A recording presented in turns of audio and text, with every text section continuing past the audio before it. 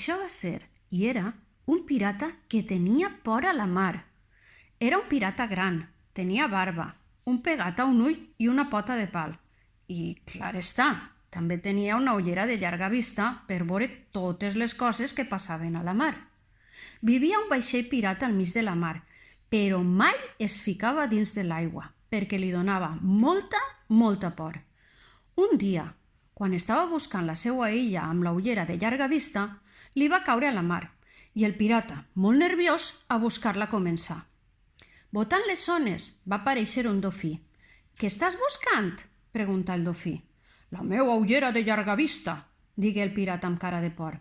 «No tingues por, sols et vull ajudar. No la veig, però busca la tortuga gegant que ella t'ajudarà. La trobaràs nadant a la mar». El pirata va anar a buscar la tortuga i era veritat, la trobà nadant a la mar.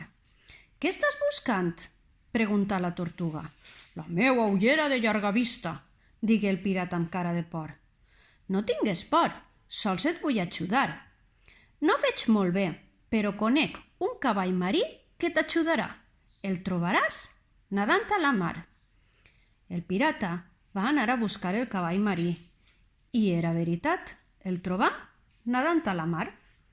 «Què estàs buscant?», preguntà el cavall marí. «La meua ullera de llarga vista», digué el pirata amb cara de por. «No tingues por, sols et vull ajudar.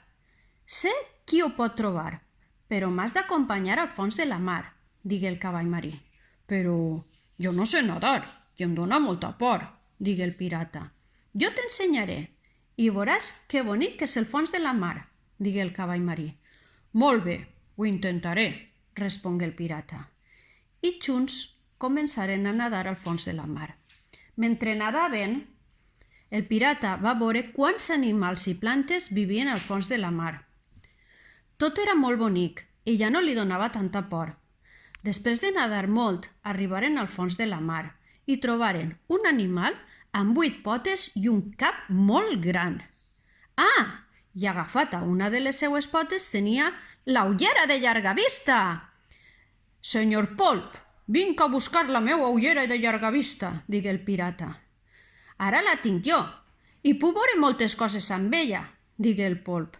«Però jo la necessite per anar al meu vaixell. Sense ella no puc arribar a la meua illa», contestà el pirata. «Val», digué el polp.